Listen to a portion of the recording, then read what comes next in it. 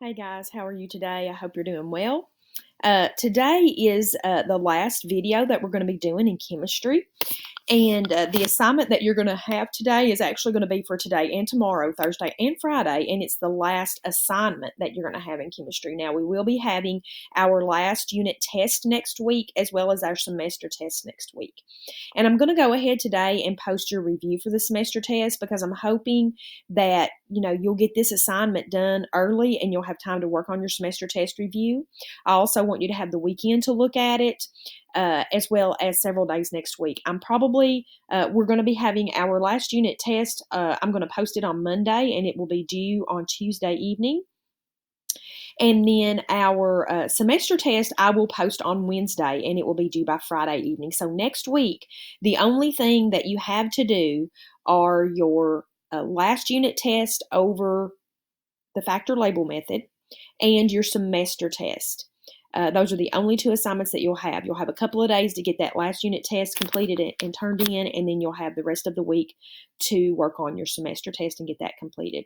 Again, I also will be posting a semester test review today that will be due by the end of next week as well. I also would like you to have any makeup work that you need to do done by next Wednesday. That will give me time to grade any work that you have made up in time to get out for Christmas break. I would like to have all the makeup work done and turned in so that by next Wednesday, again, that will be December the 16th, so that will give me time to get your work graded and I can have my grades done by the time we go on Christmas break. Let me see if there's, one other thing. We have had a couple of ACT quizzes. You had one last Friday and you will have one again tomorrow. I know that some of you are interested in retaking those quizzes to bring up your score. However, before you can retake those quizzes or any test, you must do some tutoring with me. So what I'm probably going to do is on Monday, I plan on offering a Google Meet during our class period. So third period, that would be from 10 to 11, and fifth period, that would be from 1 to 2. So that anyone who is interested in retaking the ACT Quiz 4, which would be the quiz we took last Friday, you would get on during that Google Meet with me. We would spend, 15, 20 minutes going over all the answers to that quiz. And then I would open up a new quiz for you to take. To retake to try to bring up your ACT score on that quiz last week. And then on Wednesday, I plan on offering a Google Meet for anyone who would like to retake ACT Quiz 5, which you will be having tomorrow. So you haven't even taken it yet, but I feel like there will probably be some of you who, for whatever reason, will not be happy with your score and would like to retake that quiz. So again, next Wednesday during your class period, that would be from 10 to 11 for third period and from 1 to 2 for fifth period. I would get on on a Google Meet, and you would get on with me, and we would all go over the answers to your ACT Quiz 5 questions together. And then I would open up a new ACT quiz for you to retake during after that Google Meet. So if you did not attend that Google Meet, you would not be able to retake the ACT Quiz 4 or the ACT Quiz 5. So it's very important that if you think you want to retake ACT Quiz 4, that you make yourself available during our class period on Monday. Also, after the ACT Quiz 5 tomorrow, if you think you want to retake that quiz, it is very important that you make yourself available during our class period on Wednesday next week.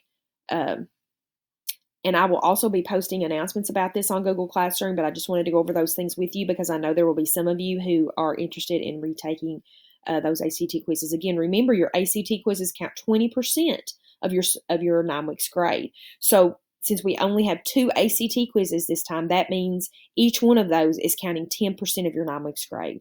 So if you have a 60 on that, on either one of those, and that means a 60 is counting 10% of your 9 weeks grade, which is a lot, I know. It's been an unusual semester. We haven't had time to get in as many ACT quizzes as I would like. Normally, I try to get in 3 or 4 each 9 weeks. And this semester, I've only gotten in 3 first 9 weeks and only 2 second 9 weeks. So I apologize for that, but I am giving you the opportunity to redo those. Again, each one is counting 10% of your overall 9 weeks grade. So it's an easy way for you to bring up your grade on those quizzes and have a really good grade to count in towards your 9 weeks average. Please let me know if you have any questions about that. Again, you would need to be available on Monday during our class period if you want to retake ACT Quiz 4, and you would need to be available on Wednesday during our class period if you want to retake ACT Quiz 5, which you haven't even taken it yet. It will be tomorrow. All right, so let's go ahead and talk about the last new content that you're going to have in chemistry, and that is performing mass problems. We call this reaction stoichiometry. So I talked about this previously at the very beginning of Unit 6. I talked about how we can take a balanced equation and we can start, if we know the mass of one substance in that equation, either a reactant or a product, we can calculate the masses of all the other substances in that equation that we would need or that would be produced as a result of using that mass of that one reactant or product. So that's what we're going to be looking at. We're going to be looking at using balanced equations to calculate, if we're given the mass of one substance, we can calculate the mass of any other substance in that reaction using the balanced equation. So again, I've just already kind of given you the answers to number 1. Again, number 1, we're going to be filling in the blank. So using a balanced equation, if we know the mass of one reactant or product in the reaction, then we can determine the masses of every other substance in the reaction. So using a balanced equation, if we know the mass of one reactant or product, we can determine the masses of every other substance in the reaction. And you guys, in order to do this, we're going to be using a mole ratio. What is a mole ratio? A mole ratio is the relative numbers of moles of each substance in the balanced equation.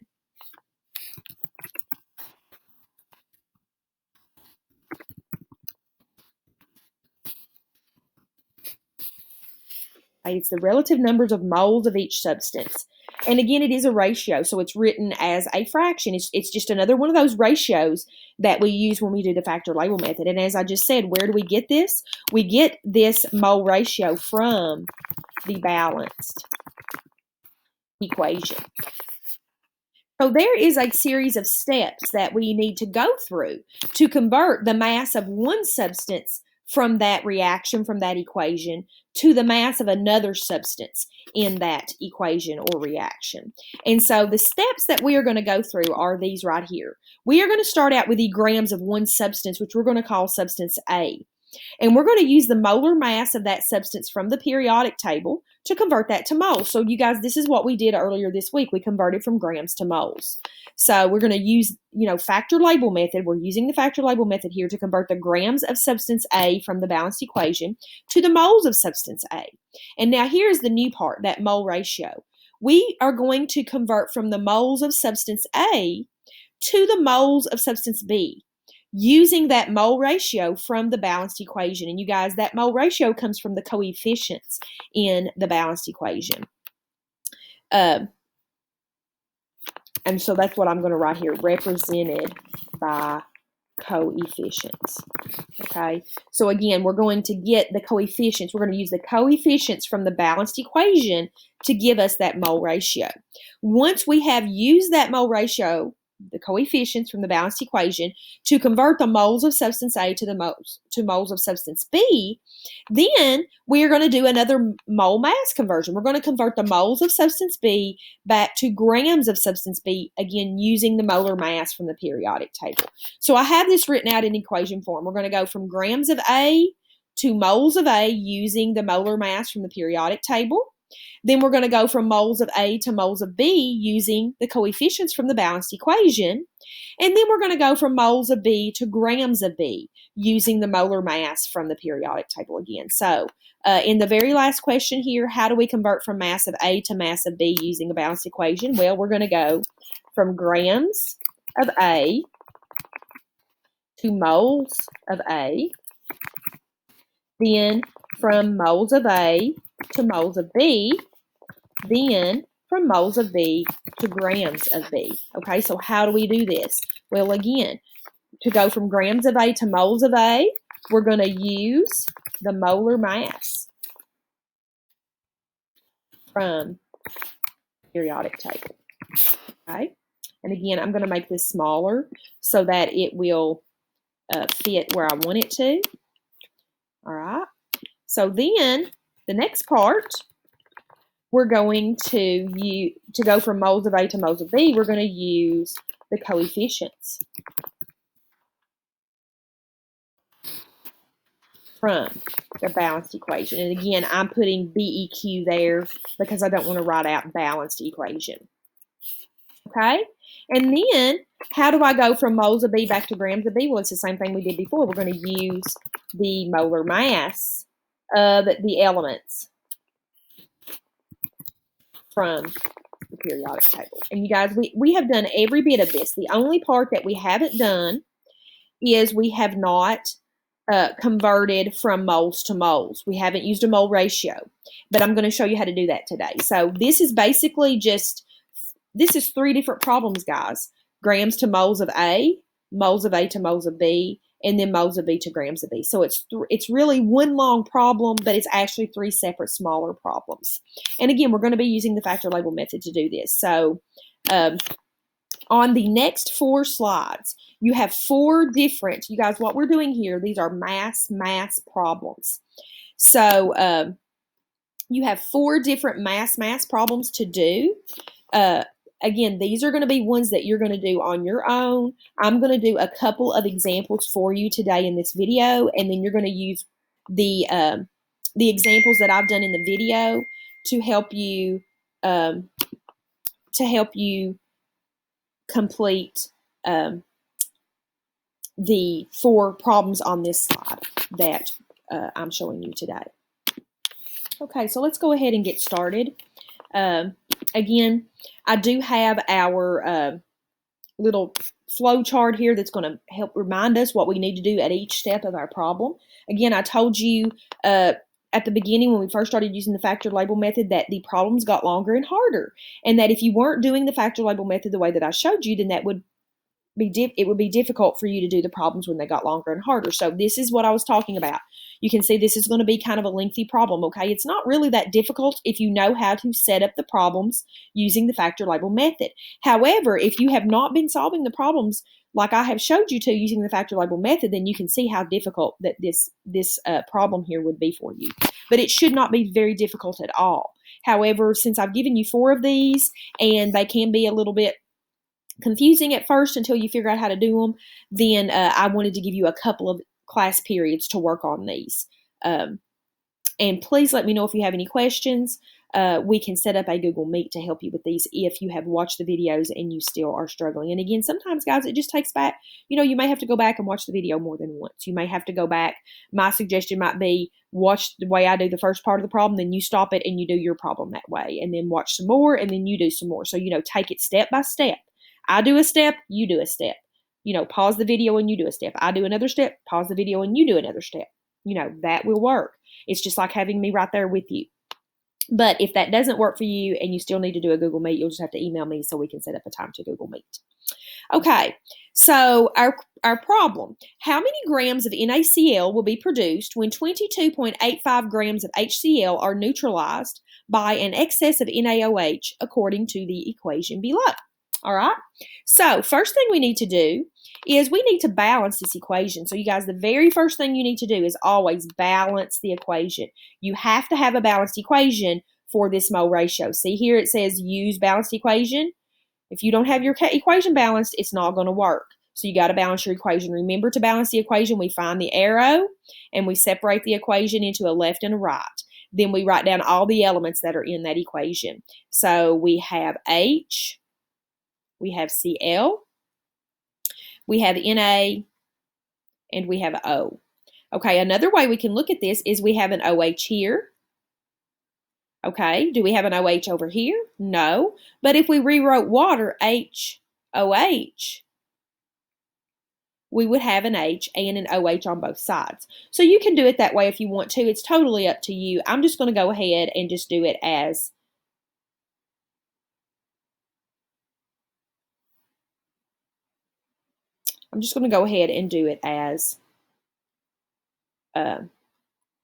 H and O rather than doing it as OH and H. Okay, so our H's, we have one H here and we have only one H here.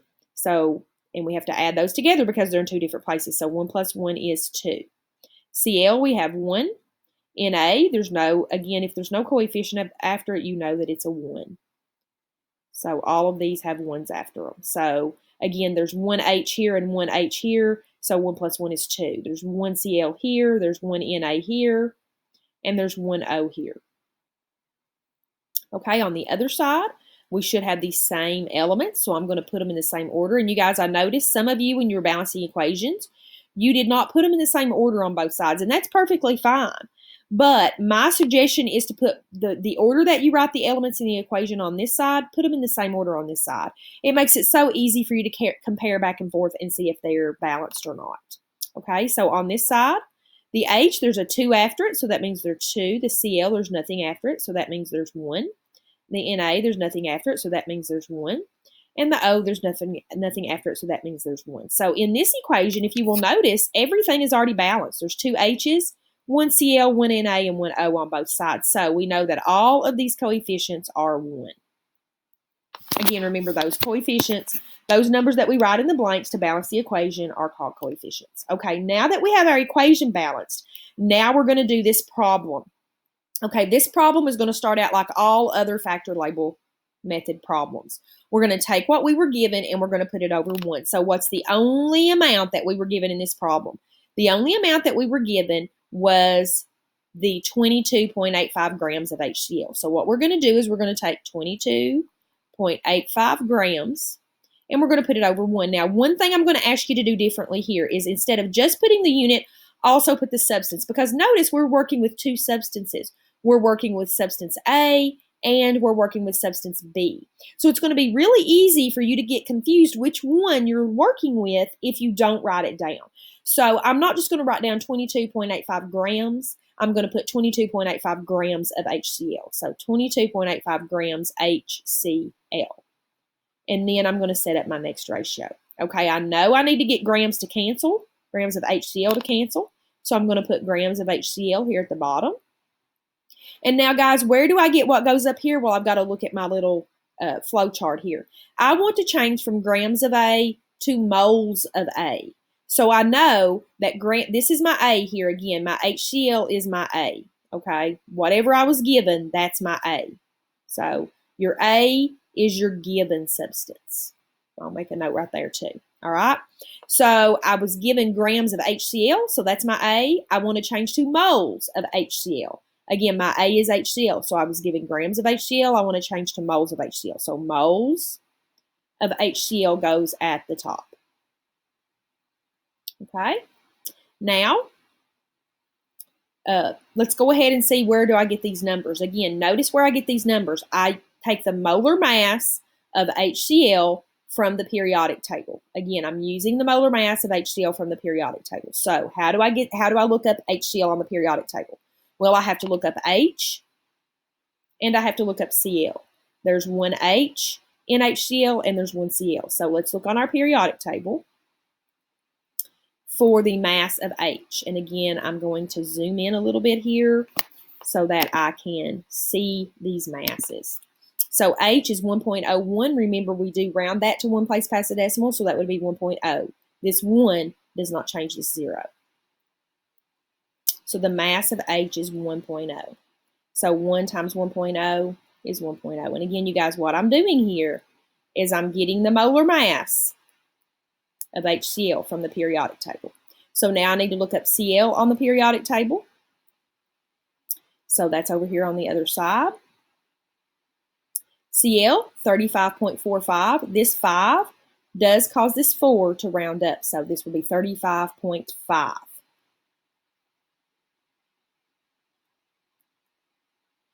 So 1 times 35.5 is 35.5. Now we're going to add them. 35.5 plus 1 is 36.5 grams. And again, remember, this is 1 mole of HCl. So 36.5 goes in front of grams here, and 1 goes in front of moles. Remember, when I calculate the molar mass, that is my conversion factor. So 1 in front of mole, 36.5 in front of grams. All right, so now we just finished that part. We just went from grams of A to moles of A. Our next part is to go from moles of A to moles of B. Again, remember, moles of A is my A is HCl here. So moles of HCl is on the top, so where do I go over here to cancel it out? It has to go on the bottom. Okay, now we're going to change that moles of HCl to moles of B. Well, what is substance B? We haven't talked about that yet. You guys, substance B is what you're solving for.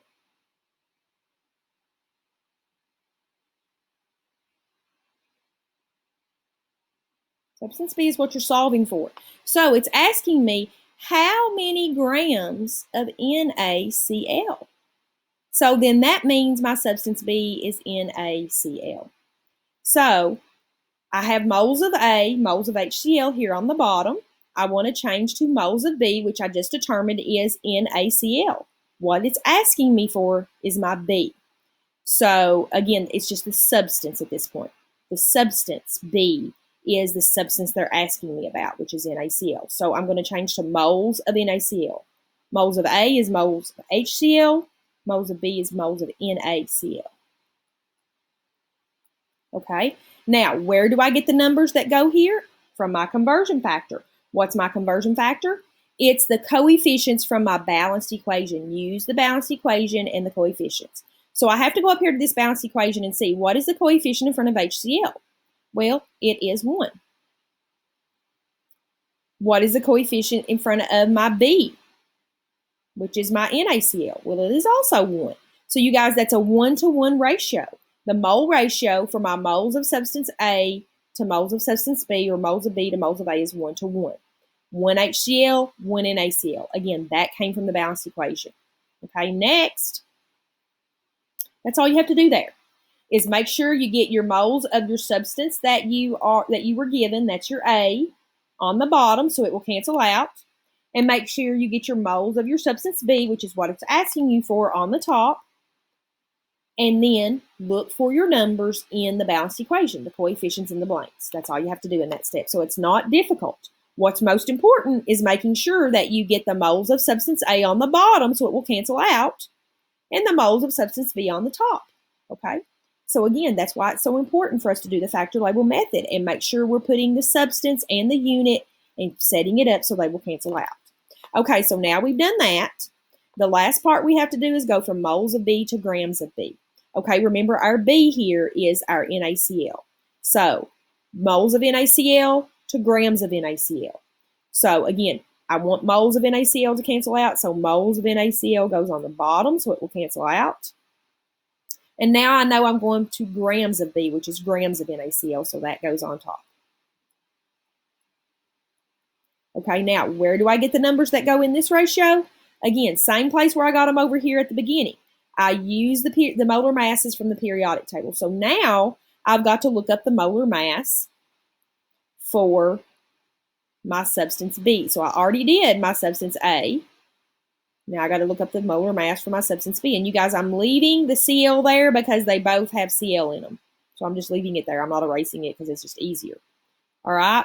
So in NaCl, I have 1 Na. And again, I have 1 Cl.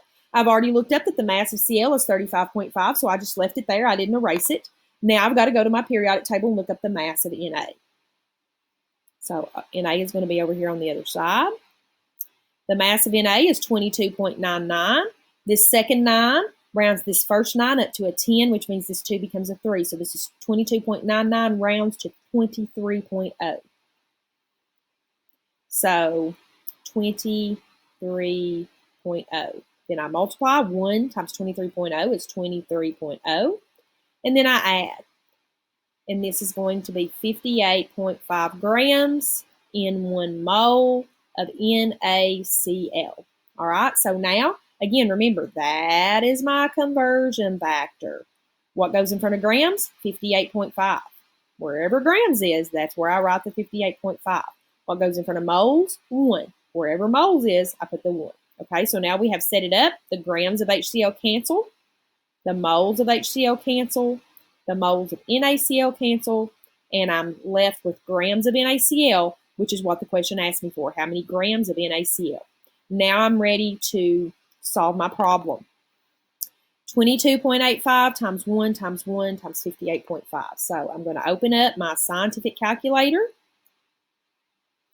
my Google scientific calculator, and I'm going to multiply the top. 22.85 times 58.5. So 22.85 times 58.5. And that is 1336.725. And guys, notice I'm not rounding here. You don't round until you get to your final answer. So I'm going to write down this entire number, 1336.725 on the top. 1336.725 on the top, and that is grams of NaCl. It's the only thing that hasn't canceled. And on the bottom, we have 1 times 36.5 times 1 times 1. So that is going to be 36.5 on the bottom. Then I'm going to divide these out. 1336.725 divided by 36.5. So that's already in my calculator. I've just got to do divided by 36.5 equals. Okay, now guys, notice this is going to be my final answer. And so now I'm going to round. 36.62. Remember, I'm doing 2 places past the decimal. The third 2 does not change the second 2. So 36.62 is my final answer. 36.62. And remember, this is grams of NaCl.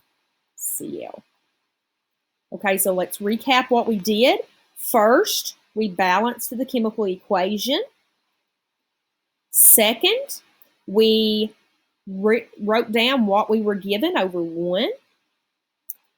Third, we converted our grams of our substance A that we were given to moles of substance A using using the periodic table, the molar masses from the periodic table, adding all those together. Next, we used our balanced equation to get our mole ratio, again, setting it up so that the unit that's on the top in this ratio is the unit that's on the bottom in this ratio so that they cancel out. We also identified that our A was our hydrochloric acid, and we identified that our B was our NaCl. Again, your substance A is what you were given. Your substance B is the one that it's asking you to solve for. So after we get our mole ratio, the last thing we do is we convert our moles of substance B to grams of substance B, again, using the molar masses of the periodic table and adding them together. And again, we set up that ratio to make sure that the unit that's on the top in this ratio is on the bottom in this ratio so that they will cancel out. Okay, so always set it up so that your units cancel out. And then use this flow chart to tell you, okay, in this ratio, I want to have grams of my substance A and moles of my substance A. In this ratio, I want to have moles of my substance A and moles of my substance B. In this ratio, I want to have moles of B and grams of B. Moles of B and grams of B. Okay? So we're going to do another example because I know that that's a kind of a long process. So let's look at another example. Again, I have my same setup here. How many grams of potassium nitrate are required to produce 5.00 grams of potassium nitrate according to the equation below? Okay, here, notice it doesn't give us the formulas. So I have to be able to look at my balanced equation and figure out what those are. So we'll do that in just a few minutes. But what is the first thing that we did in the last problem? I hope you said balance the equation. So let's go ahead and do that. Find your arrow, draw your line, write down the elements that are in the equation. Again, here I have NO3 and I have NO2. So I cannot keep NO3 as a polyatomic ion. I have to split it apart into the elements. So I have K, I have N, and I have O on both sides.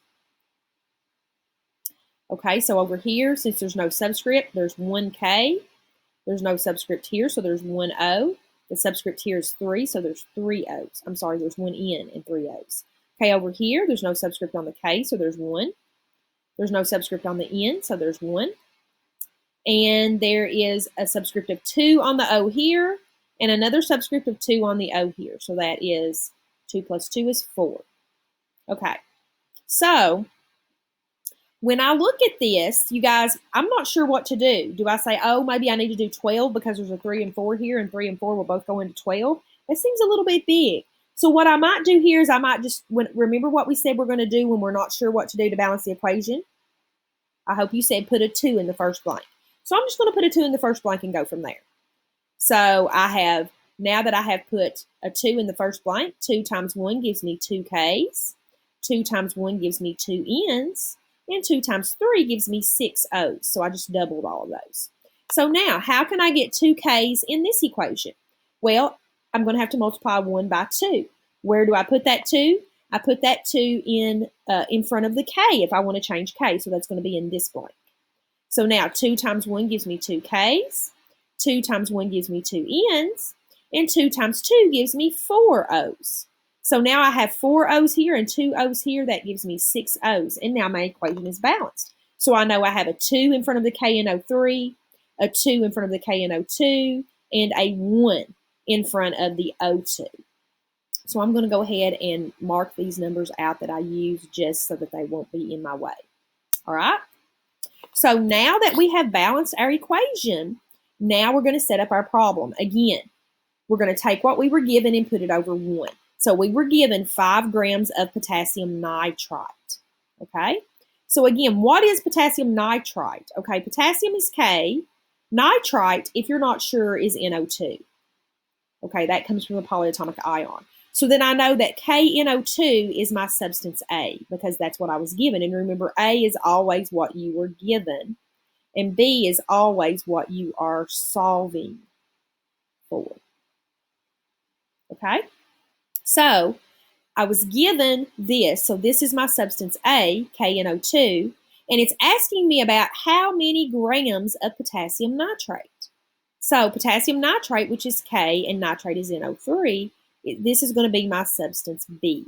So again, I just go ahead and identify what is my A, what is my B. That'll just help me in my problem.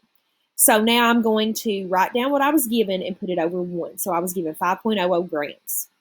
5.00 grams, except that, again, remember, we don't just want to write the unit here, but we also want to write the substance because we're working with 2 different substances here. We're working with A and B, which is KNO2 and KNO3. And I may go ahead and write given is KNO2, solving for is KNO3. Okay, so this was 5 grams of KNO2. Nitrite is NO2. Over 1. Okay, now in my next ratio, I know I want to have grams of KNO2 on the bottom, so it will cancel out. And then on the top, well, what does my flow chart tell me to do?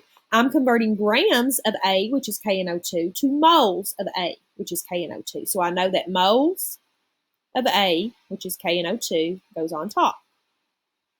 Now, how do I get those numbers?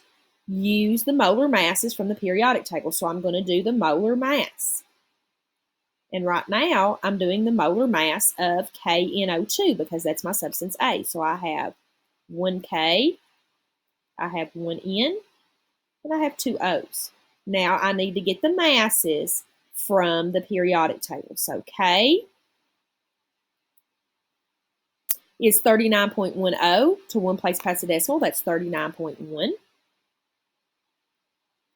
39.1 times 30 times 1 is 39.1. N, keep doing the wrong PowerPoint. Okay, N is 14.01 to 1 place past the decimal. That's 14.0. And 1 times 14.0 is 14.0. And then oxygen is 16.00 to 1 place past the decimal. That's 16.0. Times 2 is 32.0.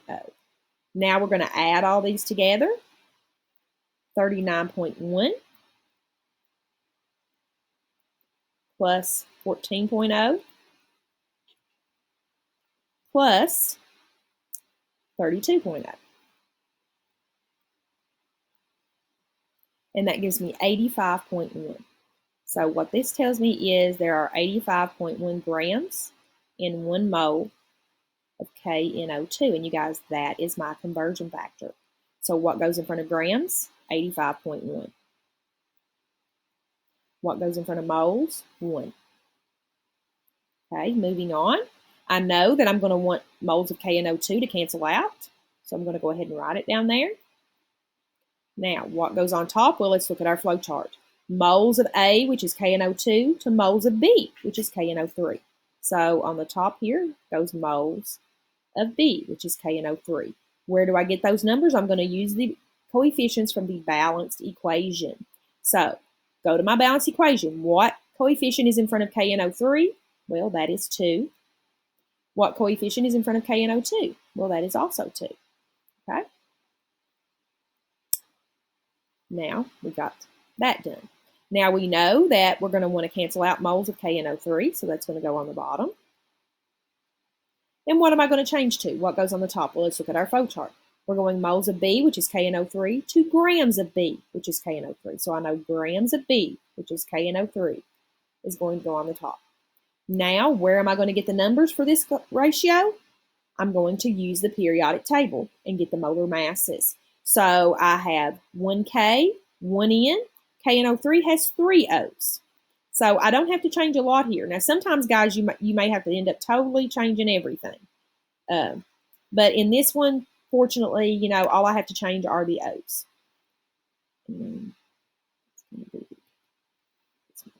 Okay, so instead of having 2 O's, I'm going to have 3 O's. And I'm going to go ahead and erase this so that I can get my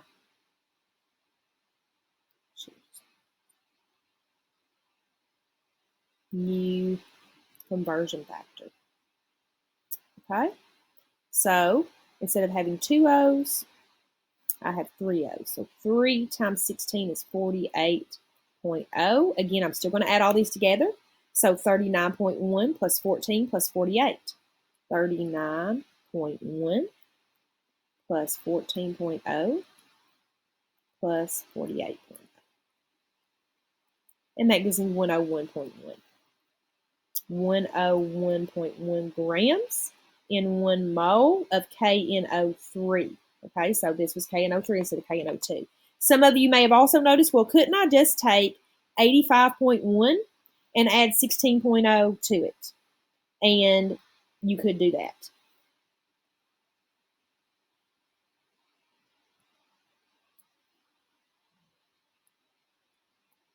It's going to give you the same answer, 101.1. So whether you wanted to go ahead and add all 3 again like I did to get the 101.1, or whether you wanted to recognize that, hey, KNO3 just has 1 more oxygen, so that just adds 16 more grams to the 85.1. It doesn't matter as long as you get the correct mass. Okay, so 101.1 goes in front of grams, and 1 goes in front of moles. All right, now we have gotten to the end of our flow chart here, so now we're ready to solve. Again, our grams of KNO3 cancel out, our moles of KNO2. Our moles of KNO2 cancel out, and our moles of KNO3 cancel out, and what we're left with is grams of KNO3, which is what the problem is asking us for, so I know I'm done. So now we're going to multiply across the top. 5 times 2 times 101.1. And again, there's a 1 there too. 5 times 1 times 2 times 101.1. So 5 times 2 times 101.1 is 1011 on the top. And again, that is grams of KNO3 because that's the only thing that's not canceled out. On the bottom, we have 1 times 85.1 times 2 times 1. So that's really 85.1 times 2. So 85.1 times 2. And that gives me 170.2. Okay, now we're going to divide. 1011 divided by 170.2. So 1011 divided by 170.2.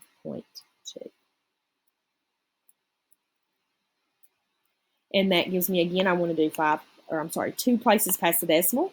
That's 5.94. The 0 behind the 4 does not change the 4, so it's 5.94. And again, this is 5.94 grams of KNO3. And that's our final answer. Something else I know some of you may have noticed, well, is it the same thing, 2 over 2? Isn't that the same thing as 1 over 1? Yes, it is. So if you wanted to reduce this ratio, this mole ratio is the only thing you can reduce.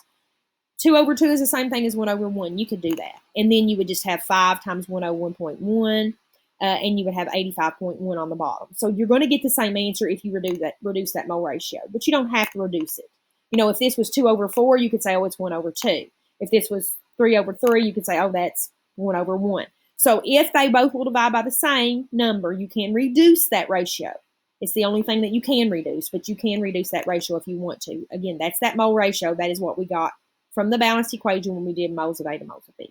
Again, you can do it exactly like I did it with no shortcuts, but I know some of you are quick enough to see that, hey, we can do some shortcuts here. We could reduce the 2 over 2 to 1 over 1.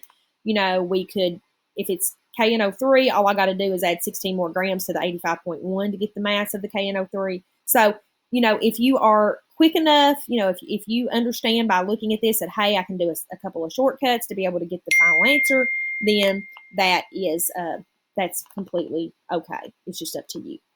Okay, so again, you may need to watch this video more than once. Please let me know if you have any questions. Email me to set up a time for a Google Meet if you have questions, if you want extra help with this. Again, this is just the factor label method. Just follow this flow chart. Use the factor label method. You will have to do this on your Unit 6 test next week. You will also have to do it on your semester test next week.